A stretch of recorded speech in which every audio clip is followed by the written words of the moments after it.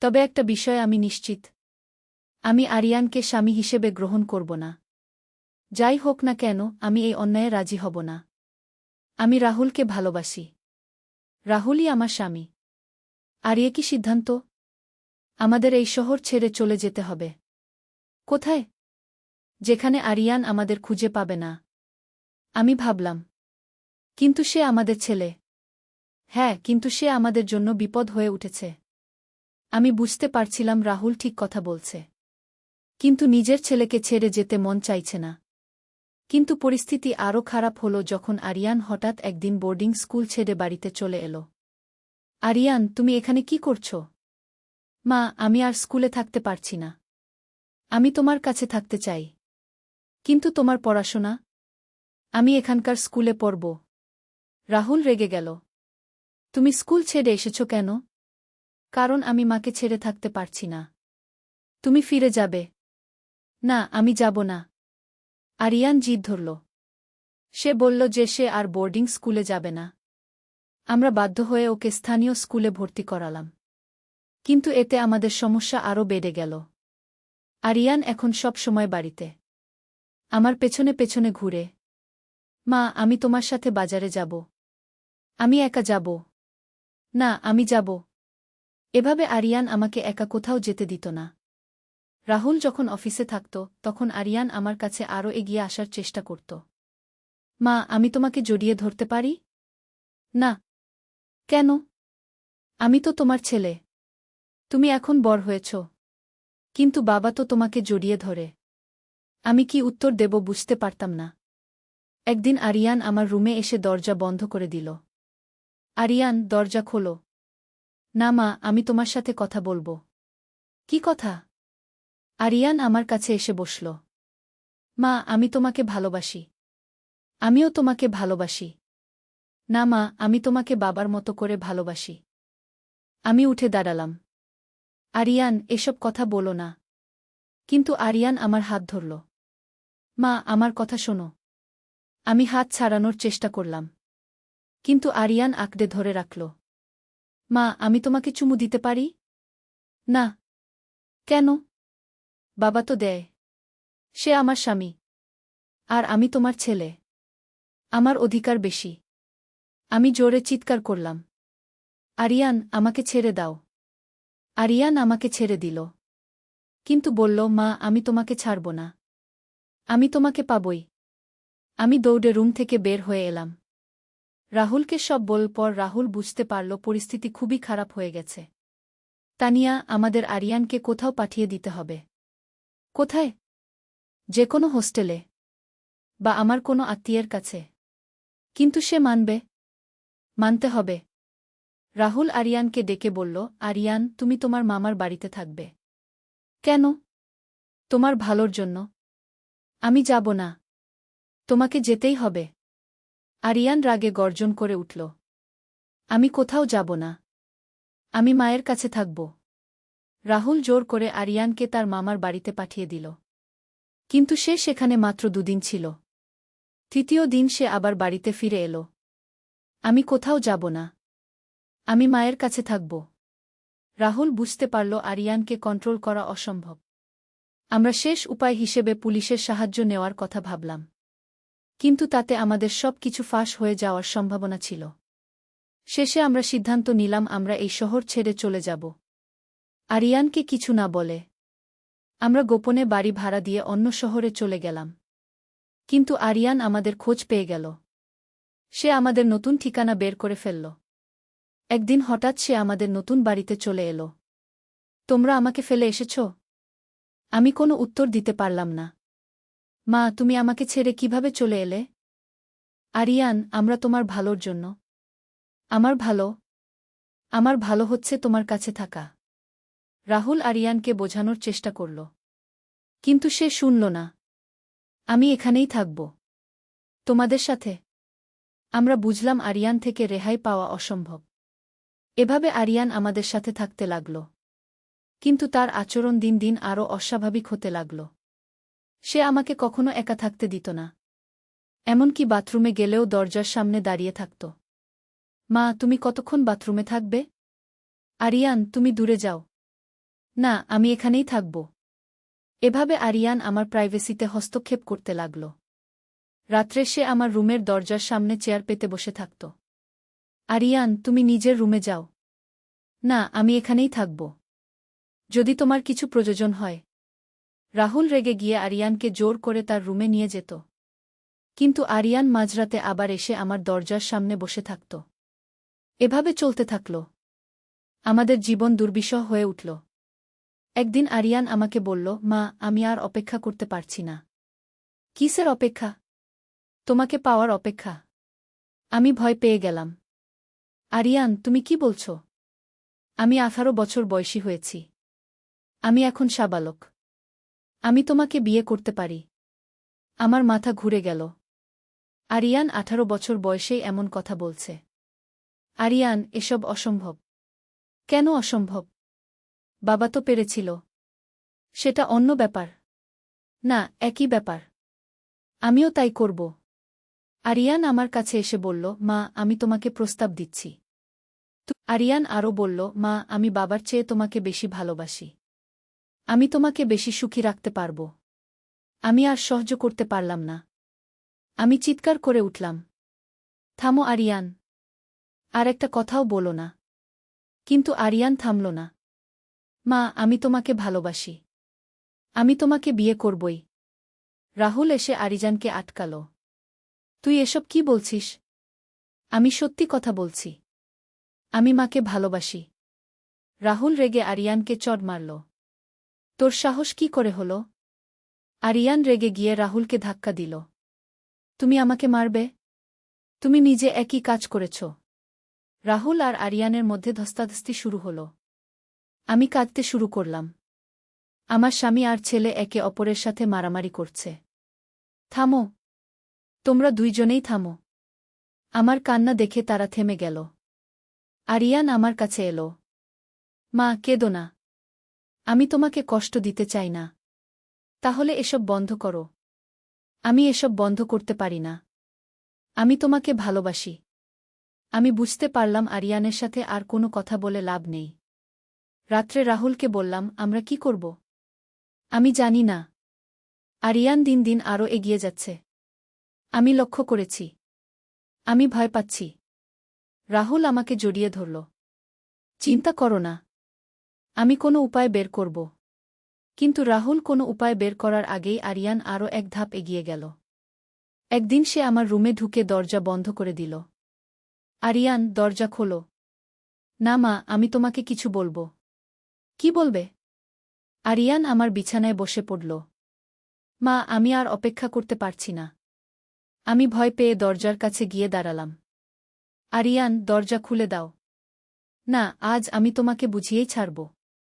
আরিয়ান উঠে আমার কাছে এলো। মা, আমি তোমাকে ভালোবাসি। আরিয়ান, তুমি দূরে থাকো। কিন্তু আরিয়ান আমার কাছে এগিয়ে এলো। মা, আমি তোমাকে স্পর্শ করতে চাই। আমি আরও ভয় পেয়ে গেলাম। না আরিয়ান, দূরে থাকো। আরিয়ান আমার হাত ধরল। মা, তুমি কেন আমাকে ভালোবাসো না? আমি হাত ছাড়ানোর চেষ্টা করলাম। আমি তোমাকে ভালোবাসি। কিন্তু ছেলে হিসেবে। আমি ছেলে হিসেবে ভালোবাসা চাই না। আমি স্বামী হিসেবে ভালোবাসা চাই। এই কথা বলে আরিয়ান আমাকে জড়িয়ে ধরার চেষ্টা করল। আমি চিৎকার করলাম, রাহুল! রাহুল! রাহুল দৌড়ে এসে দরজায় ধাক্কা দিল। কিন্তু দরজা ভেতর থেকে বন্ধ। আরিয়ান! দরজা খোলো। আরিয়ান আমাকে ছেড়ে দিয়ে বলল, বাবা, আপনি যান। আমি মায়ের সাথে কথা বলছি। দরজা খুলে দাও। আমি দৌড়ে গিয়ে দরজা খুলে দিলাম। রাহুল ভেতরে এসে আরিজানকে ধরে বাইরে নিয়ে গেল। তুই আর এ ঘরে ঢুকবি না। কেন? এটা আমার মায়ের ঘর। এটা আমার স্ত্রীর ঘর। আরিয়ান রেগে গেল। আপনার স্ত্রী? উনি তো আমার মা। সে আমার স্ত্রী। আর আমার কি? আমার কোনো অধিকার নেই? রাহুল আরিয়ানকে ধাক্কা দিয়ে সরিয়ে দিল। না, তোর কোনো অধিকার নেই। আরিয়ান হতাশ হয়ে নিজের রুমে চলে গেল। আমি কাঁদছিলাম। রাহুল আমাকে সান্ত্বনা দিল। তানিয়া, আর কতদিন এভাবে চলবে? আমি জানি না। আমাদের কিছু একটা করতে হবে। কি করব? রাহুল ভাবল। তারপর বলল, আমি আরিয়ানকে বিদেশে পাঠিয়ে দেব। পড়াশোনার জন্য। সে মানবে? মানতে হবে। পরদিন রাহুল আরিয়ানের সাথে কথা বলল। আরিয়ান, তুমি বিদেশে পড়তে যাবে। আমি যাব না। তোমাকে যেতেই হবে। আমি মায়ের কাছে থাকব। না, তুমি বিদেশে যাবে। আরিয়ান কান্না শুরু করল। আমি মাকে ছেড়ে যেতে পারব না। তোমাকে যেতেই হবে। রাহুল জোর করে আরিয়ানের বিদেশে পড়ার ব্যবস্থা করল। 1 মাস পরে আরিয়ানের ভিসা এল। বিদায়ের দিন আরিয়ান আমাকে জড়িয়ে ধরে কাঁদল।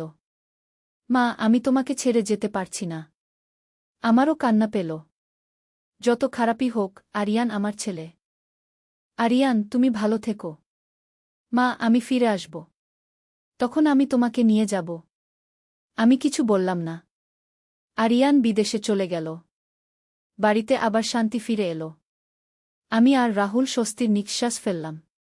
তানিয়া, এবার আমরা শান্তিতে থাকতে পারব। হ্যাঁ। কিন্তু আরিয়ান মাঝে মাঝে ফোন করত। আর সব সময় একই কথা। মা, আমি তোমাকে মিস করছি। আমিও তোমাকে মিস করছি। মা, আমি পড়াশোনা শেষ করে ফিরে আসব। তখন আমরা একসাথে থাকব। আমি আর কোনো উত্তর দিতাম না। এভাবে 3 বছর কেটে গেল। আরিয়ান বিদেশে পড়াশোনা করছে। আমি আর রাহুল শান্তিতে আছি। কিন্তু আমি জানি এই শান্তি সাময়িক। আরিয়ান একদিন ফিরে আসবে। তখন কি হবে? আমি মাঝে মাঝে ভাবি, আমার জীবনটা কত অদ্ভুত।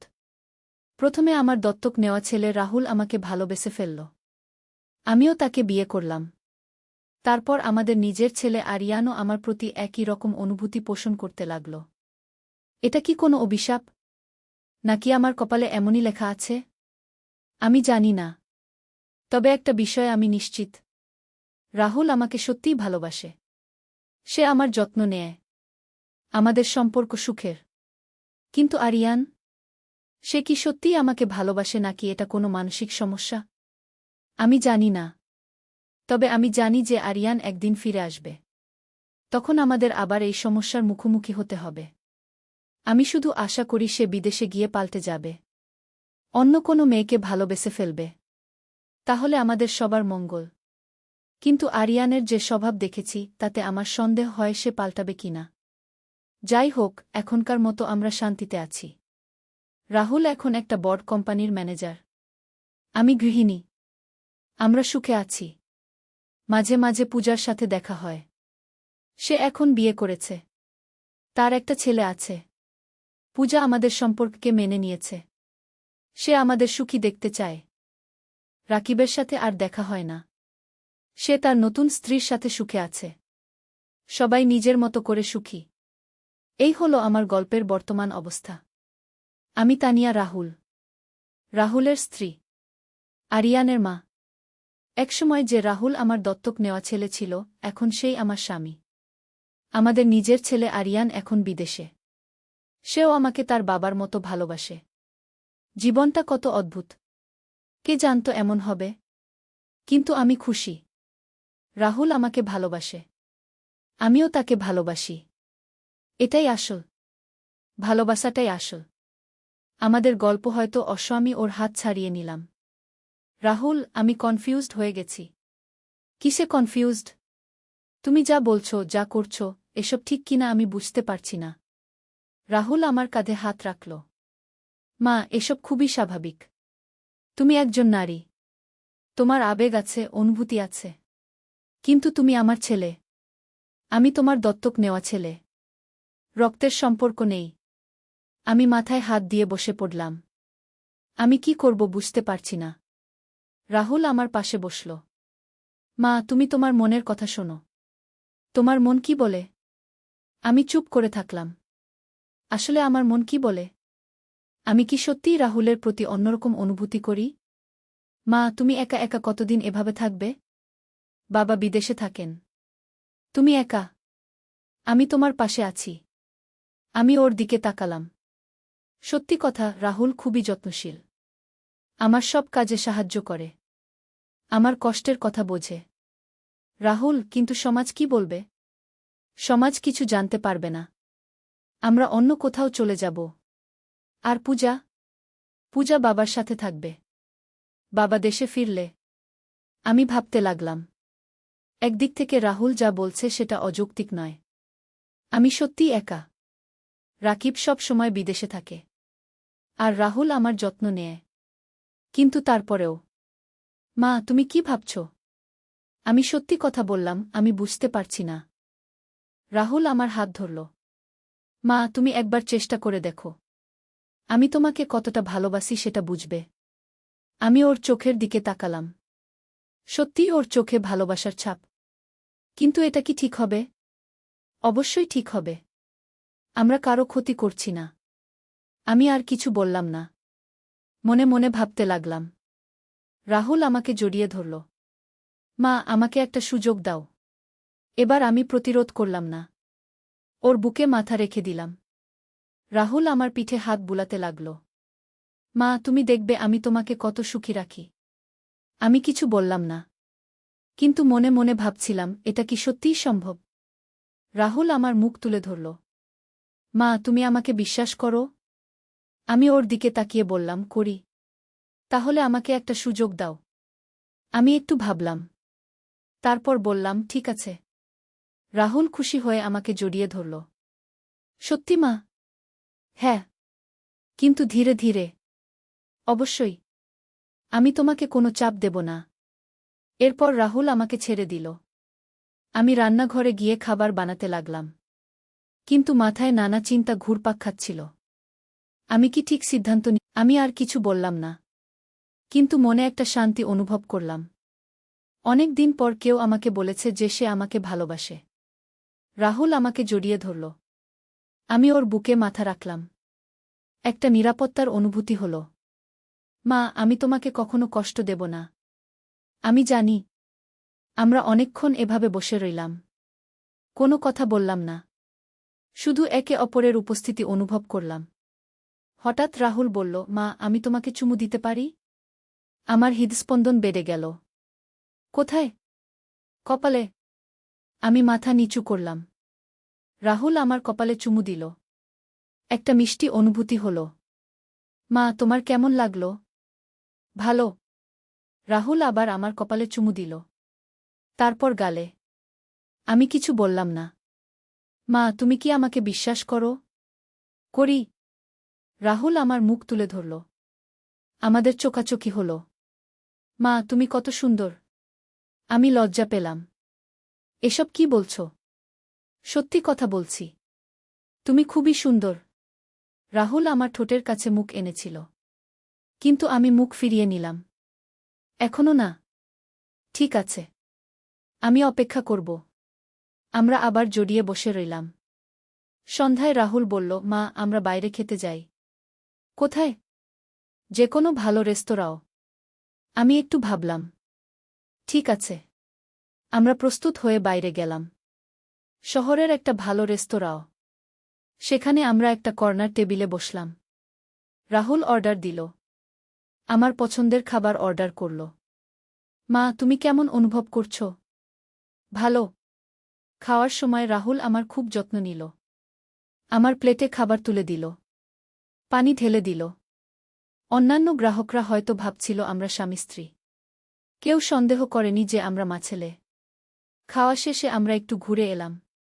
পার্কে গিয়ে বেঞ্চে বসলাম। মা, আজকের দিনটা কেমন লাগল? ভালো লেগেছে। রাহুল আমার হাত ধরল। আমি খুশি যে তুমি আমাকে সুযোগ দিয়েছ। আমিও ওর হাত ধরলাম। তুমি আমার যত্ন নাও। সারা জীবন নেব। আমরা অনেকক্ষণ পার্কে বসে থাকলাম। বিভিন্ন কথা বললাম। রাহুল আমাকে তার ভবিষ্যৎ পরিকল্পনার কথা বলল। মা, আমি পড়াশোনা শেষ করে একটা ভালো চাকরি নেব। তারপর আমরা অন্য শহরে চলে যাব। পূজার কি হবে? পূজা বাবার সাথে থাকবে। ও বড় হয়ে গেছে। আমি ভাবলাম। পূজা সত্যিই বড় হয়ে যাচ্ছে। আর 2 বছর পর ও কলেজে যাবে। রাত্রে বাড়ি ফিরে আমরা টিভি দেখলাম। রাহুল আমার পাশে বসে থাকল। মাঝে মাঝে আমার হাত ধরত। মা, আমি তোমার রুমে ঘুমাতে পারি? আমি একটু ভাবলাম। কেন? আমি তোমার পাশে থাকতে চাই। কিন্তু শুধু পাশে থাকব। কিছু করব না। আমি রাজি হলাম। রাহুল আমার রুমে এসে বিছানার পাশে একটা চেয়ার টেনে বসল। তুমি বিছানায় ঘুমাও, আমি চেয়ারে বসে থাকব। না, তুমিও বিছানায় শোও। রাহুল খুশি হয়ে বিছানায় শুয়ে পড়ল। আমিও শুলাম, আমাদের মধ্যে একটু দূরত্ব রেখে। মা, তুমি কি খুশি? হ্যাঁ। রাহুল আমার হাত ধরল। আমিও খুব খুশি। আমরা হাত ধরাধরি করে শুয়ে রইলাম। অনেক দিন পর আমার ভালো লাগল। রাহুল আমার কানে কানে বলল, মা, আমি তোমাকে ভালোবাসি। আমিও ফিসফিস করে বললাম, আমিও তোমাকে ভালোবাসি।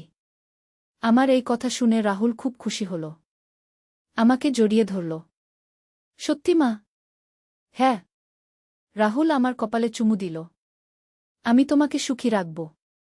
আমি ওর বুকে মাথা রেখে দিলাম। অনেক দিন পর এত শান্তি অনুভব করলাম। এভাবেই আমি রাহুলকে গ্রহণ করলাম। না, পুত্র হিসেবে নয়, ভালোবাসার মানুষ হিসেবে। পরের 3 দিন আমরা স্বামী স্ত্রীর মতো কাটালাম। রাহুল আমার খুব যত্ন নিল। আমি ওর যত্ন নিলাম। আমরা একসাথে রান্না করলাম, একসাথে খেলাম, একসাথে ঘুরলাম। কেউ সন্দেহ করেনি যে আমরা মাছেলে। তৃতীয় দিন সন্ধ্যায় পূজা পিকনিক থেকে ফিরল। ও খুব খুশি ছিল। মা, পিকনিক খুব মজা হয়েছে। আমরা সমুদ্র সৈকতে গিয়েছি, ফটো তুলেছি। আমি বললাম, রাকিব, তুমি শান্ত হও। আমরা কথা বলি। কি কথা বলবো? তুমি আমাকে ধোঁকা দিয়েছ। আমি তোমাকে ধোঁকা দেইনি।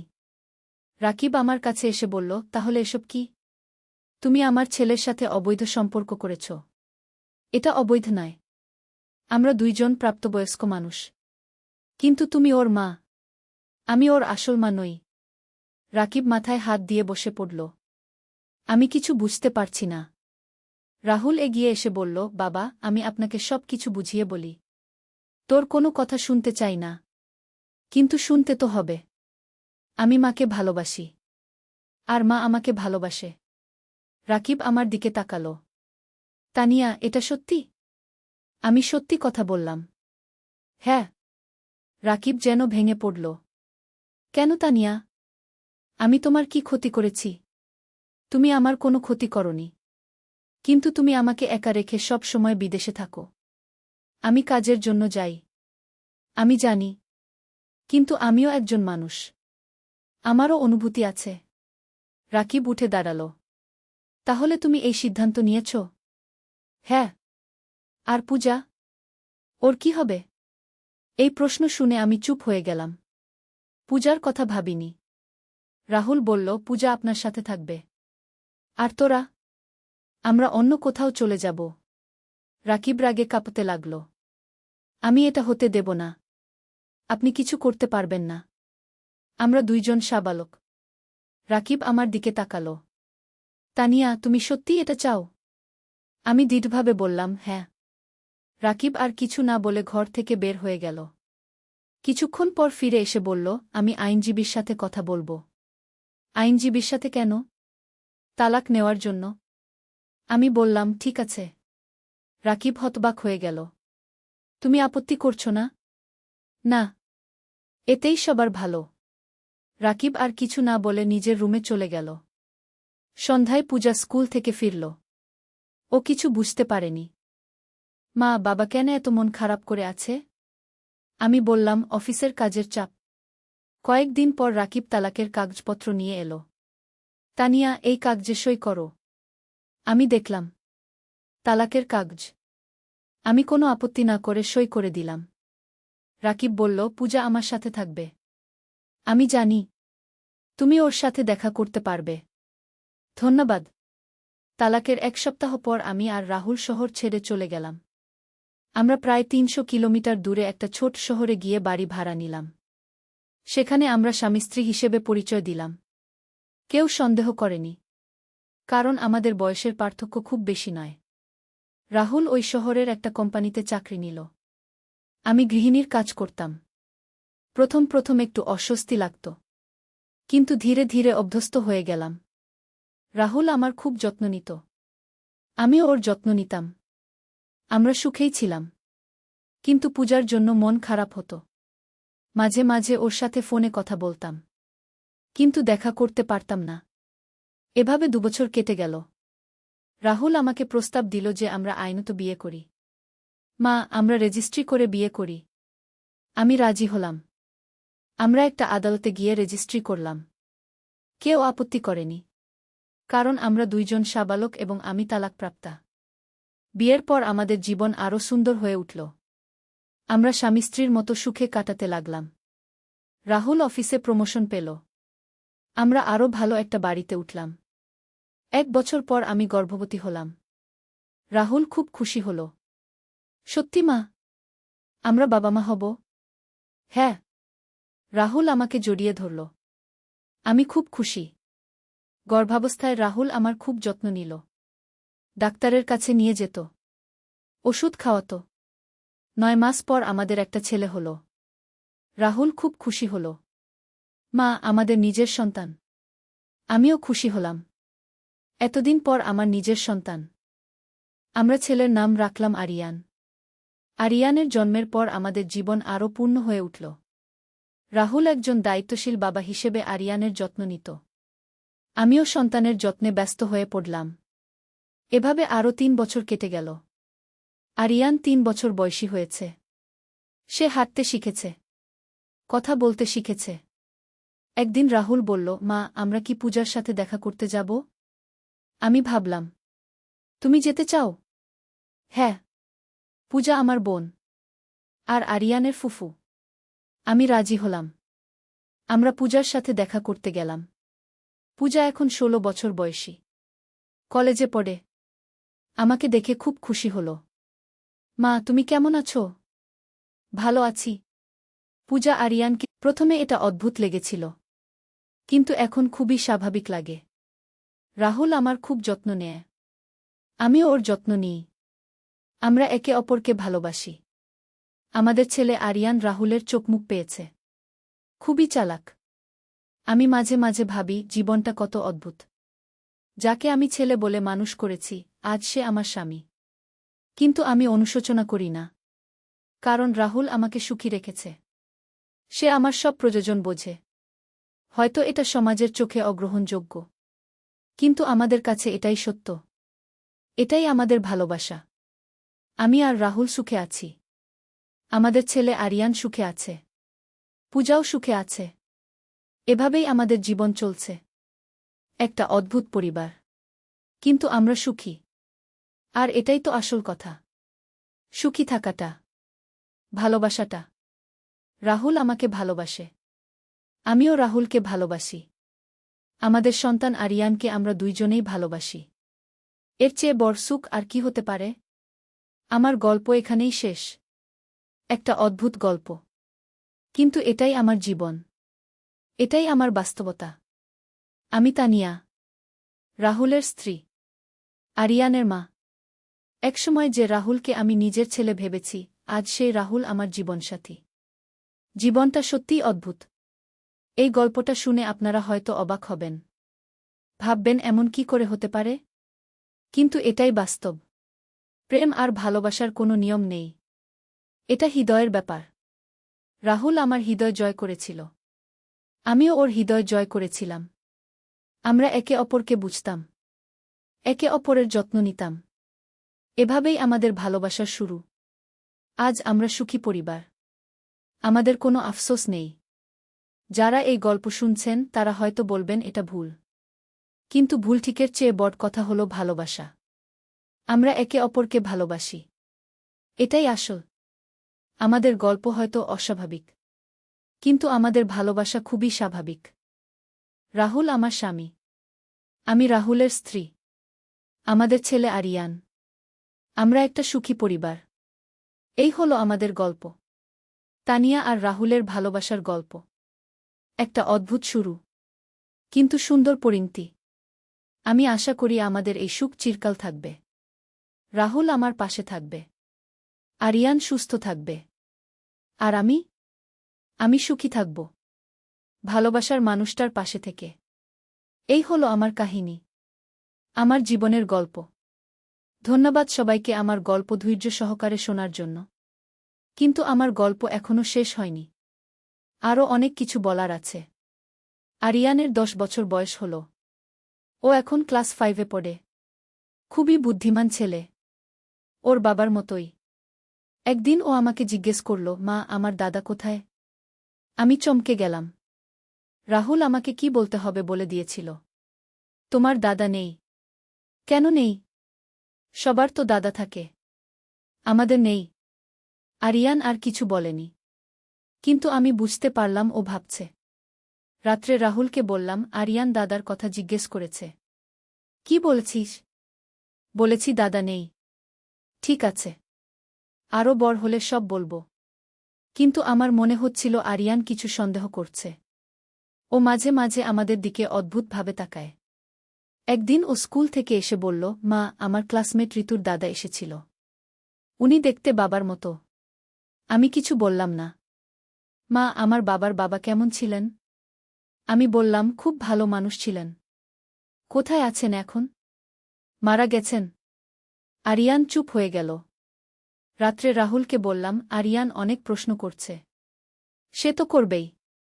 ও বড় হচ্ছে। কিন্তু আমার ভয় লাগছে। রাহুল আমাকে জড়িয়ে ধরল। চিন্তা করো না। সব ঠিক হয়ে যাবে। কিন্তু আমার চিন্তা কমল না। পরদিন স্কুলে গিয়ে আরিয়ানের শিক্ষক আমাকে ডেকে পাঠালেন। আপনার ছেলে খুবই বুদ্ধিমান। কিন্তু ও কিছু অদ্ভুত প্রশ্ন করে। কোনো প্রশ্ন? ও জিজ্ঞেস করেছে, একজন মানুষ কি তার মায়ের সাথে বিয়ে করতে পারে? আমার মুখ শুকিয়ে গেল। আরিয়ান এমন প্রশ্ন কেন করেছে? আমি উত্তর দিতে পারিনি। আপনি ওর সাথে কথা বলুন। বাড়ি ফিরে আরিয়ানকে ডাকলাম। আরিয়ান, তুমি স্কুলে কি প্রশ্ন করেছিলে? আরিয়ান মাথা নিচু করে বসে রইল। কি প্রশ্ন করেছিলে বলো? মা, আমি জানতে চেয়েছিলাম। কি? একজন ছেলে কি তার মায়ের সাথে বিয়ে করতে পারে? আমার হৃদস্পন্দন বেড়ে গেল। তুমি এমন প্রশ্ন কেন করেছ? আরিয়ান আমার দিকে তাকাল।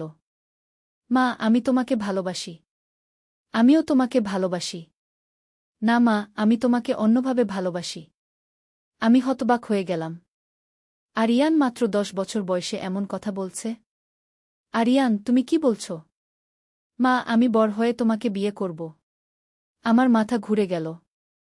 এ কি শুনছি আমি? আরিয়ান ও রাহুলের মতো? আরিয়ান, এসব বাজে কথা বলো না। এটা বাজে কথা নয় মা। আমি তোমাকে সত্যিই ভালোবাসি। আমি দৌড়ে রাহুলের কাছে গেলাম। রাহুল, আরিয়ান। কি হয়েছে? আমি সব বললাম। রাহুল চিন্তিত হয়ে পড়ল। এটা কি করে সম্ভব? আমি জানি না। আরিয়ান এমন চিন্তা কোথা থেকে পেল? হয়তো আমাদের সম্পর্ক দেখে। রাহুল আরিয়ানকে ডেকে এনে বসাল। আরিয়ান, তুমি মায়ের কাছে কি বলেছ? বাবা, আমি বলেছি আমি মাকে ভালোবাসি। সেটা তো ভালো কথা। না বাবা, আমি মাকে তোমার মতো করে ভালোবাসি। রাহুল অবাক হয়ে গেল। মানে? আমি বড় হয়ে মাকে বিয়ে করব? রাহুল আমার দিকে তাকাল। আমরা দুইজনেই বুঝতে পারছিলাম না কি করব। আরিয়ান, তুমি মায়ের ছেলে। তুমি মাকে বিয়ে করতে পারো না। কেন পারি না? রাহুল কি উত্তর দেবে বুঝতে পারল না। কারণ সে নিজেই তো আমাকে বিয়ে করেছে যখন আমি ওর মা ছিলাম। এটা সমাজে চলে না। কিন্তু তুমি তো মাকে বিয়ে করেছ। রাহুল থতমত খেয়ে গেল। সেটা আলাদা ব্যাপার। কেন আলাদা? তুমিও তো একসময় মাকে মা বলে ডাকতে। আরিয়ান এসব কোথা থেকে জানল? আরিয়ান, তুমি এসব কোথা থেকে জানলে? আমি সব শুনেছি। তুমি আর মা রাত্রে কথা বলো। আমি শুনি। আমি আর রাহুল পরস্পরের দিকে তাকালাম। আরিয়ান আমাদের সব কথা শুনেছে। আরিয়ান, তুমি কতদিন ধরে শুনছ? অনেক দিন ধরে। তুমি মাকে বলেছিলে তুমি তাকে দত্তক নেওয়া ছেলে হিসেবে নয়, স্বামী হিসেবে ভালোবাসো। আমার মাথায় বাজ পড়ল। আরিয়ান আমাদের সব কথা জানে। তাহলে আমিও পারি। আমিও তোমার মতো মাকে ভালোবাসি। রাহুল বুঝতে পারল ব্যাপারটা গুরুতর হয়ে গেছে। আরিয়ান, তুমি এসব ভুলে যাও। তুমি এখনো ছোট।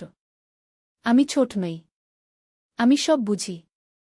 আরিয়ান উঠে আমার কাছে এলো। মা, আমি তোমাকে ভালোবাসি। আমি ওকে দূরে সরিয়ে দিলাম। আরিয়ান, তুমি নিজের রুমে যাও। মা, তুমি আমাকে ভালোবাসো না? আমি তোমাকে ভালোবাসি।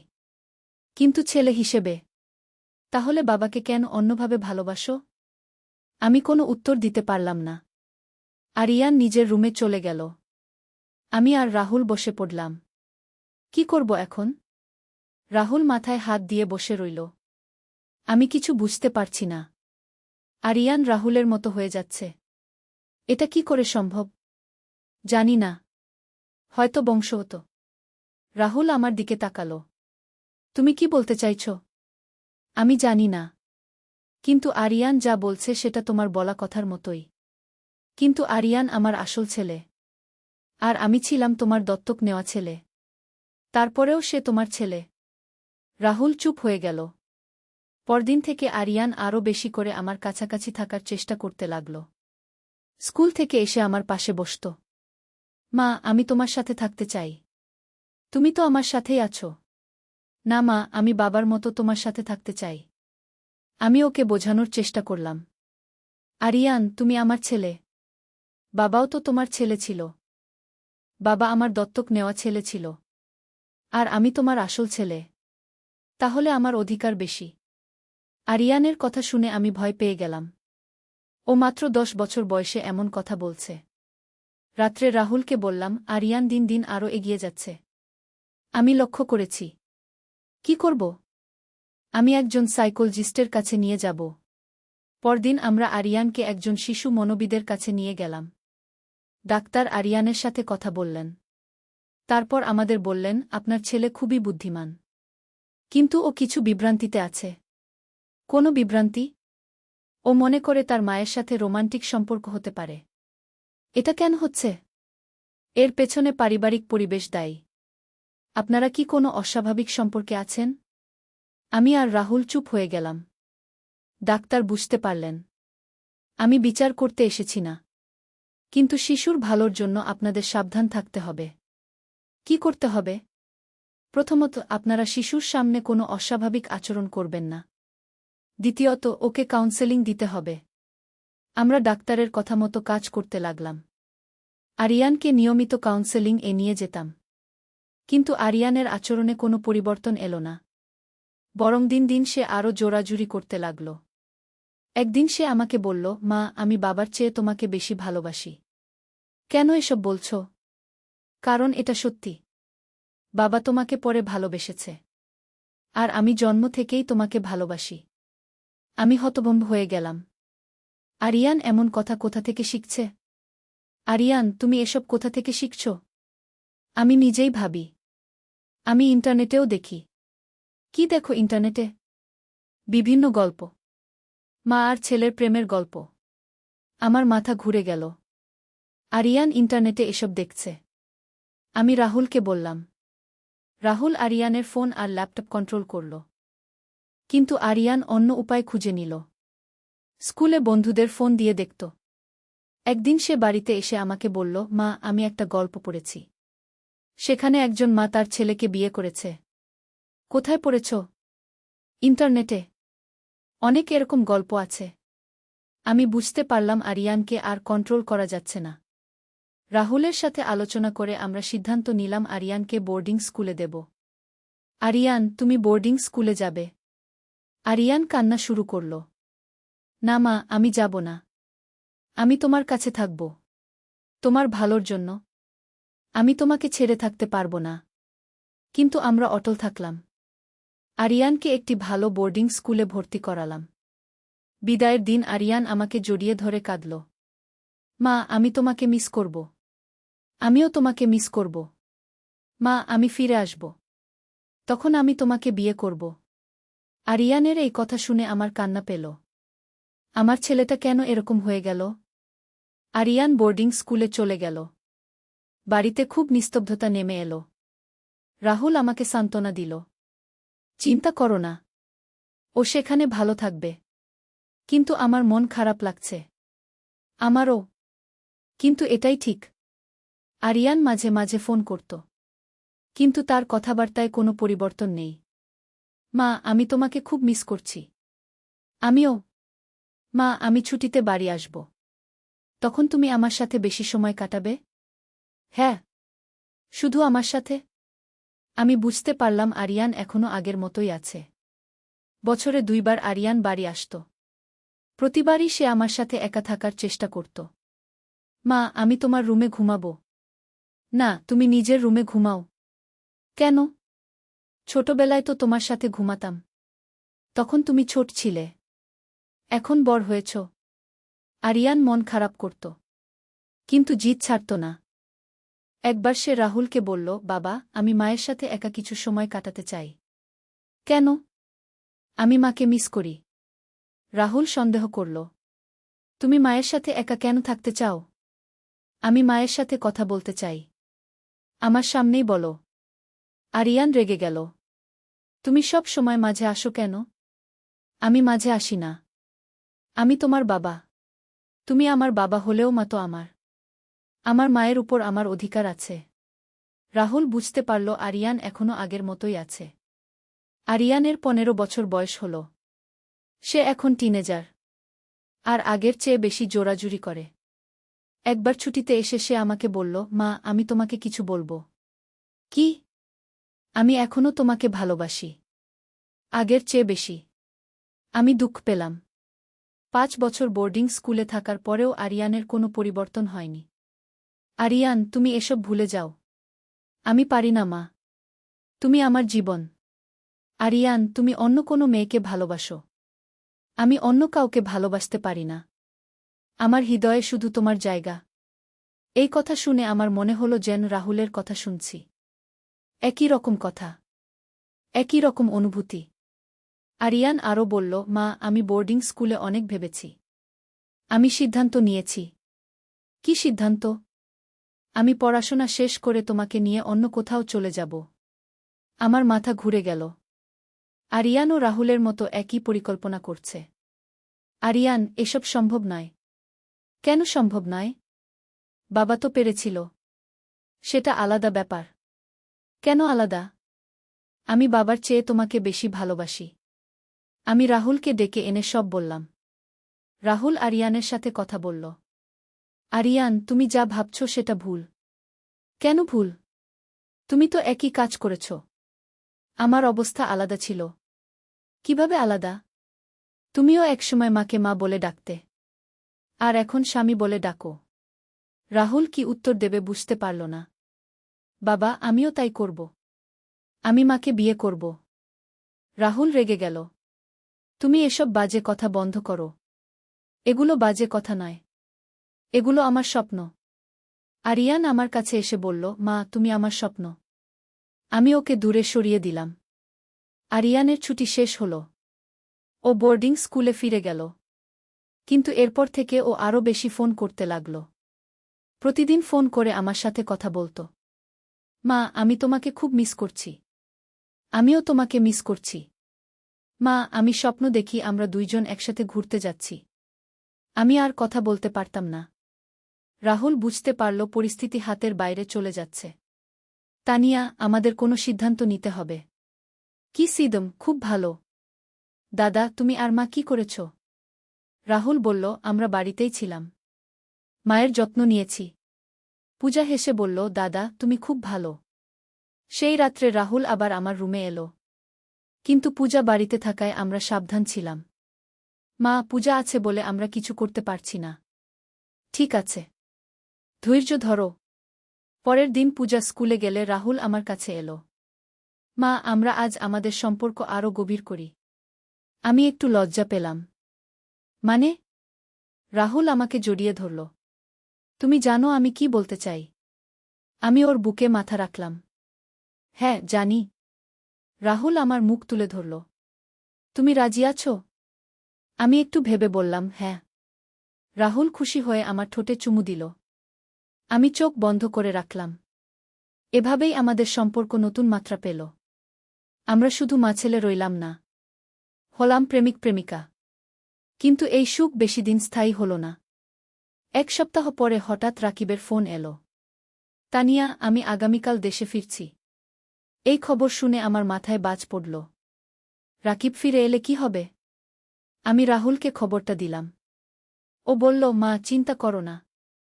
আমি সব কিছু সামলে নেব। কিভাবে? আমরা বাবার সামনে স্বাভাবিক থাকব, কিন্তু গোপনে আমাদের সম্পর্ক চালিয়ে যাব। পরদিন রাকিব দেশে ফিরল। আমি ও রাহুল এয়ারপোর্টে রিসিভ করতে গেলাম। পূজাও গেছিল। রাকিবকে দেখে আমার অদ্ভুত লাগল। এতদিন পর ওকে দেখছি, কিন্তু আর আগের মতো মনে হল না। তানিয়া, তুমি কেমন আছো? ভালো আছি। রাকিব রাহুলকে জড়িয়ে ধরল। রাহুল, কেমন আছিস?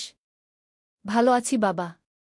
বাড়ি ফিরে আমরা স্বাভাবিক আচরণ করলাম, কিন্তু রাহুলের সাথে আমার চোখাচোখি হলে আমরা বুঝতে পারলাম একে অপরের কথা। রাত্রে রাকিব আমার পাশে শুল। অনেক দিন পর। কিন্তু আমার ভালো লাগল না।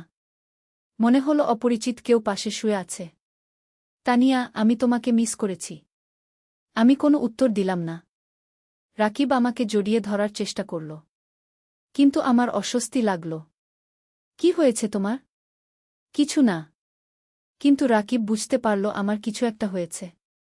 পরদিন সকালে রাকিব বলল, তানিয়া, তোমাকে কেমন অন্যরকম লাগছে। কেন? জানি না। মনে হচ্ছে তুমি পাল্টে গেছ। আমি ভয় পেয়ে গেলাম। রাকিব কি কিছু সন্দেহ করেছে? আমি পাল্টাইনি। তাহলে এমন ব্যবহার কেন করছ? আমি কোনো উত্তর দিতে পারলাম না। এদিকে রাহুলও অস্বস্তিতে ছিল। বাবার সামনে স্বাভাবিক আচরণ করতে হচ্ছে, কিন্তু আমার সাথে কথা বলার সুযোগ পাচ্ছে না। এভাবে কয়েকদিন কাটল। রাকিব আমার আচরণে সন্দেহ করতে শুরু করল। একদিন সে আমাকে সরাসরি জিজ্ঞেস করল, তানিয়া, তুমি কি অন্য কারো সাথে প্রেম করছ? আমি চমকে গেলাম। না, তুমি কি বলছ? তোমার আচরণ দেখে মনে হচ্ছে তুমি ভুল ভাবছ। কিন্তু রাকিব সন্দেহ ছাড়ল না। সে আমাকে নানাভাবে পর্যবেক্ষণ করতে লাগল। একদিন রাহুল আমার কাছে এসে বলল, মা, বাবা আমাদের সন্দেহ করছে।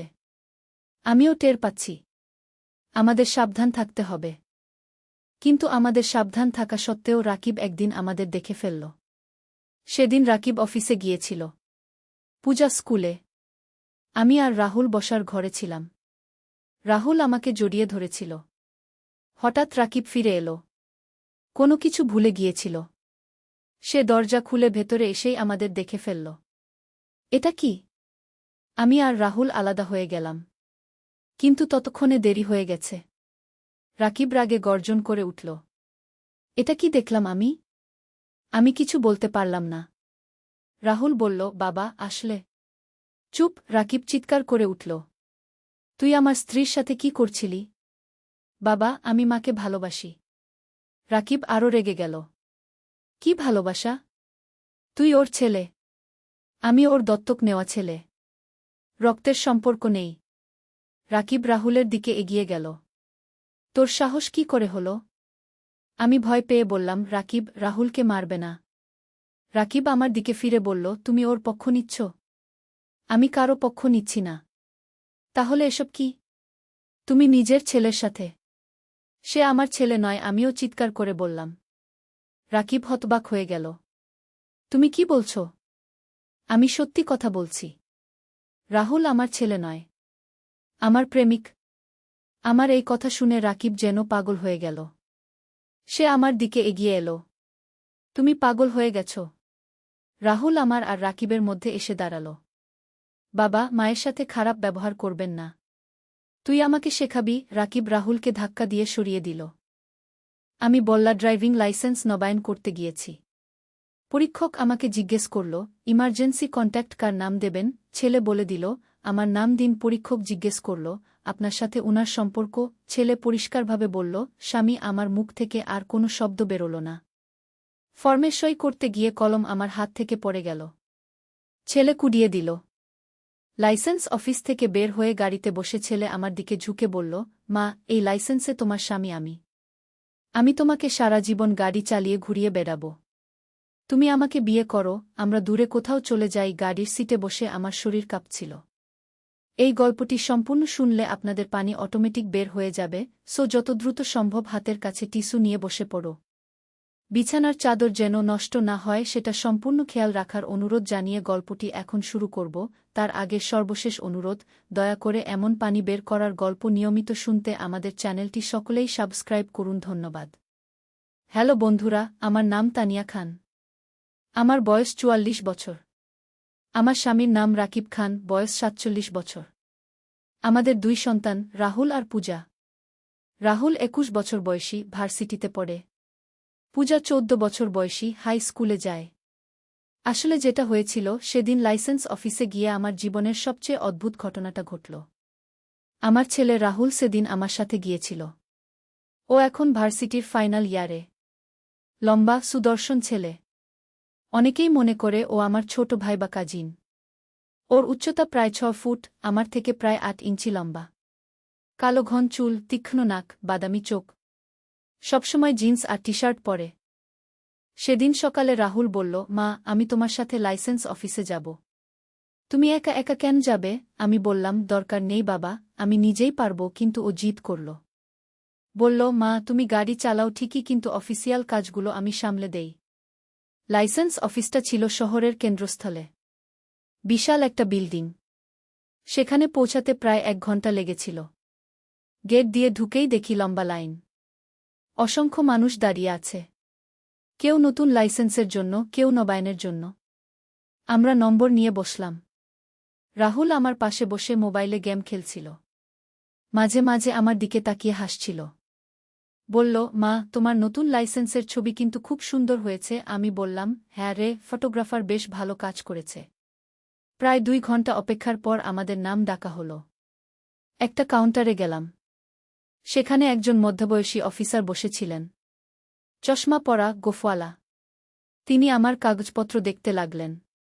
আপনার পুরাতন লাইসেন্স? তিনি জিজ্ঞেস করলেন। আমি পার্স থেকে বের করে দিলাম। Medical certificate? সেটাও দিলাম। ব্যাংক রসিদ? দিলাম।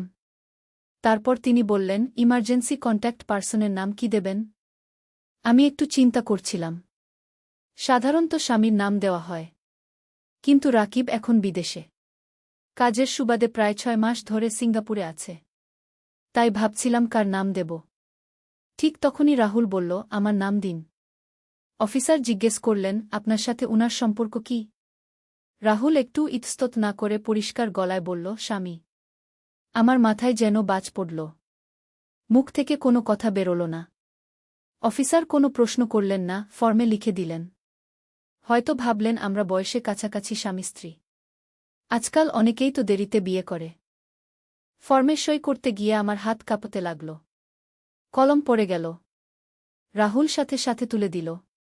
তার হাত আমার হাত স্পর্শ করল। একটা অদ্ভুত অনুভূতি হল। লাইসেন্স পেতে আরও ১৫ মিনিট লাগল। সেই সময়টুকু আমি কিছুই ভাবতে পারছিলাম না। রাহুল স্বাভাবিকভাবেই কথাবার্তা বলছিল। বলল, মা, এবার তো তুমি নিজে নিজেই গাড়ি চালিয়ে যে কোনো জায়গায় যেতে পারবে। লাইসেন্স হাতে পেয়ে আমরা অফিস থেকে বের হলাম। পার্কিংয়ে গিয়ে গাড়িতে উঠলাম। আমি ড্রাইভিং সিটে বসলাম। রাহুল পাশের সিটে। গাড়ি স্টার্ট দেওয়ার আগে রাহুল আমার দিকে ঝুঁকে এলো। বলল, মা, এই লাইসেন্সে তোমার স্বামী আমি। আমি তোমাকে সারা জীবন গাড়ি চালিয়ে ঘুরিয়ে বেড়াব।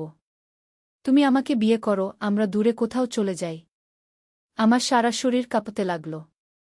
এ কি বলছে রাহুল? ও কি পাগল হয়ে গেছে? রাহুল, তুমি কি বলছ? আমি তো তোমার মা।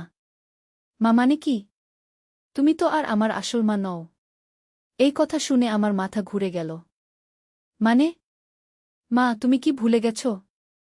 আমি তো দত্তক নেওয়া। আমার যখন ৫ বছর বয়স তখন তুমি আর বাবা আমাকে এনেছিলে। তাহলে তুমি আমার আসল মা কিভাবে? এই কথা শুনে আমার চোখে অন্ধকার নেমে এলো। হ্যাঁ, রাহুল সত্যি কথাই বলেছে। ১৬ বছর আগে আমি আর রাকিব একটা অনাথ আশ্রম থেকে ৫ বছর বয়সী রাহুলকে দত্তক নিয়েছিলাম। কিন্তু এতদিন পরে এই কথা মনে করিয়ে দেওয়ার মানে কি? রাহুল, দত্তক নেওয়া হলেও তুমি আমার ছেলে। আমি তোমার মা। কাগজে কলমে হয়তো। কিন্তু রক্তের সম্পর্ক তো নেই। তাহলে আমি কেন তোমাকে বিয়ে করতে পারব না? আমি হতবাক হয়ে গেলাম। রাহুল যা বলছিল সেটা একদিক থেকে সত্যি। কিন্তু ১৬ বছর ধরে আমি ওকে নিজের ছেলে বলেই মানুষ করেছি। ও আমাকে মা বলে ডাকে। আর এখন? রাহুল, তুমি কি বলছো বুঝতে পারছ? এটা তো সামাজিকভাবে অগ্রহণযোগ্য। কেন? কে বলেছে অগ্রহণযোগ্য? আমি তোমাকে ভালোবাসি, মা। শুধু মায়ের মতো না, একজন নারী হিসেবেও। আমার মাথা ঝিমঝিম করতে লাগল। এ কি শুনছি আমি? আমার রাহুল, যাকে আমি এতদিন ছেলে বলে জানতাম, সে আমাকে বলছে। রাহুল, থামো। আর এসব কথা বলো না। আমরা বাড়ি চলো। কিন্তু রাহুল থামল না। বলল, মা, আমি সিরিয়াস। আমি তোমাকে বিয়ে করতে চাই। তুমি এখনো যুবতী, সুন্দর। মাত্র ৪৪ বছর বয়স। আর আমার ২১। পার্থক্য খুব বেশি না। রাহুল, এসব বাজে কথা বন্ধ করো। আমি তোমার মা। না, তুমি আমার মা নও। তুমি তানিয়া খান, একজন সুন্দর, শিক্ষিত নারী, যার স্বামী বিদেশে থাকে। জিমি একা একা বাড়িতে থাকেন। এই কথাগুলো শুনে আমার গা শিউরে উঠল। রাহুল কিভাবে এসব কথা বলছে? মা, আমি অনেক দিন ধরেই তোমাকে লক্ষ্য করছি। তুমি কিভাবে চলো, কিভাবে কথা বলো, কিভাবে হাসো, সব কিছুতেই আমি মুগ্ধ। আমি আর কোনো কথা না বলে গাড়ি স্টার্ট দিলাম। দ্রুত বাড়ির দিকে যেতে লাগলাম। কিন্তু রাহুল কথা বলা বন্ধ করল না। মা, তুমি রাগ করো না। আমি জানি এটা হঠাৎ শুনতে অদ্ভুত লাগছে। কিন্তু ভেবে দেখো, আমি তো আর ছোট নেই। আমি একটা পূর্ণবয়স্ক পুরুষ। আর তুমি একা। চুপ করো রাহুল। এসব অর্থহীন কথা বলো না। অর্থহীন কেন? আমি তোমাকে সুখী রাখতে পারব। তুমি যা চাইবে সব দেব। আমরা দূরে কোথাও চলে যেতে পারি, যেখানে কেউ আমাদের চেনে না। আমি আর সহ্য করতে পারলাম না। গাড়ি একপাশে দাঁড় করিয়ে চিৎকার করে বললাম, থামো। আর একটা কথাও বলো না। তুমি পাগল হয়ে গেছ। রাহুল একটু চুপ থাকল। তারপর শান্ত গলায় বলল, মা, আমি পাগল হইনি। আমি শুধু সত্যি কথা বলেছি। আমি তোমাকে ভালোবাসি। আমি কিছু বুঝতে পারছিলাম না। এতদিন রাহুল এমন ছিল না।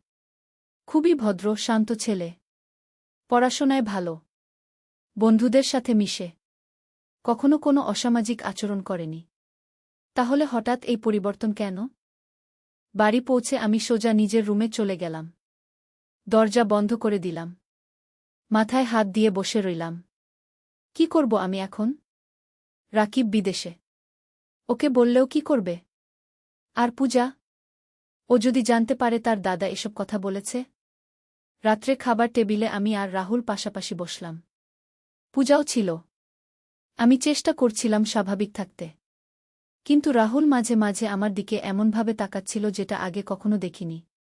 পূজা বলল, মা, তোমার লাইসেন্স হয়েছে তো? হ্যাঁ, হয়েছে। দাদা বলছিল তুমি নাকি অনেক টেনশন করেছিলে। আমি রাহুলের দিকে তাকালাম। ও কি বলেছে পূজাকে? রাহুল বলল, হ্যাঁ, মা একটু নার্ভাস ছিলেন। কিন্তু শেষে সব ঠিক হয়েছে। খাওয়া শেষ করে পূজা নিজের রুমে চলে গেল। আমি রান্নাঘরে গিয়ে বাসন মাজতে লাগলাম। রাহুল এসে পাশে দাঁড়াল। মা, আমার কথাগুলো ভেবে দেখবে? কোনো কথা? যা আজ বলেছি। রাহুল, তুমি যা বলেছ সেটা ভুল। এসব ভুলে যাও। আমি পারব না, মা। আমি তোমাকে ভালোবাসি। আমি হাতের বাসন ছেড়ে দিয়ে ওর দিকে তাকালাম। রাহুল, তুমি যা ভাবছ সেটা ভালোবাসা নয়। এটা একটা বিভ্রান্তি। না মা, এটা বিভ্রান্তি নয়। আমি অনেক দিন ধরেই বুঝেছি। আমি তোমার প্রতি শুধু পুত্রের ভালোবাসা অনুভব করি না। আমি আর কোনো কথা না বলে রান্নাঘর থেকে বেরিয়ে গেলাম। কিন্তু রাহুল আমার পিছু নিল। মা, আমার কথা শোনো।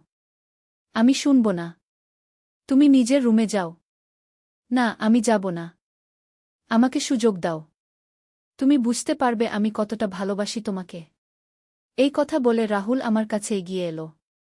আমি পিছিয়ে গেলাম। দূরে থাকো রাহুল। কিন্তু ও এগিয়ে এসেই আমার হাত ধরল। মা, আমি তোমাকে ছাড়া থাকতে পারি না। আমি হাত ছাড়িয়ে নিলাম।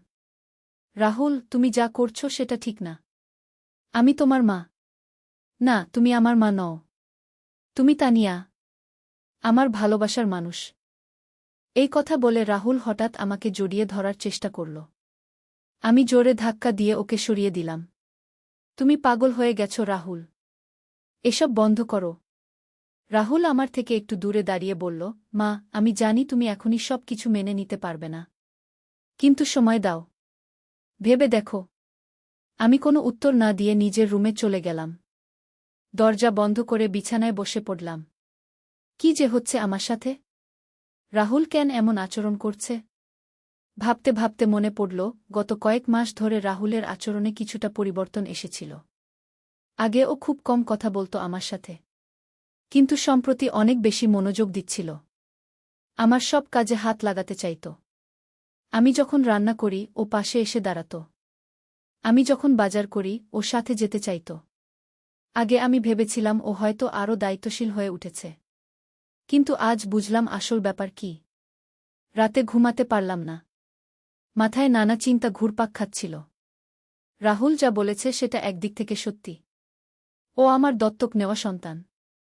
রক্তের কোনো সম্পর্ক নেই।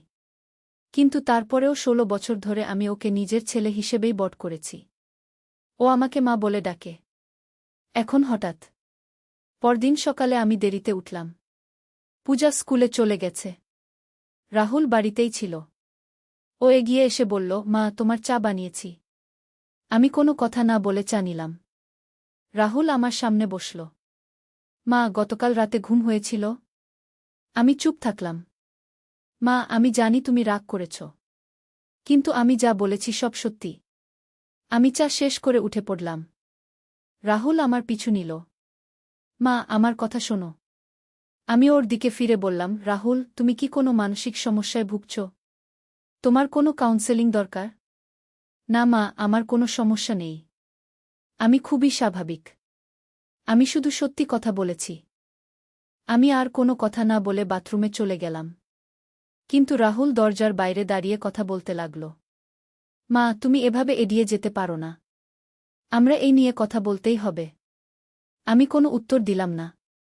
কিন্তু মনে মনে ভাবছিলাম রাকিবকে ফোন করব কিনা। কিন্তু কি বলবো? যে রাহুল আমাকে বিয়ে করতে চায়? শুনতে কত অদ্ভুত লাগবে।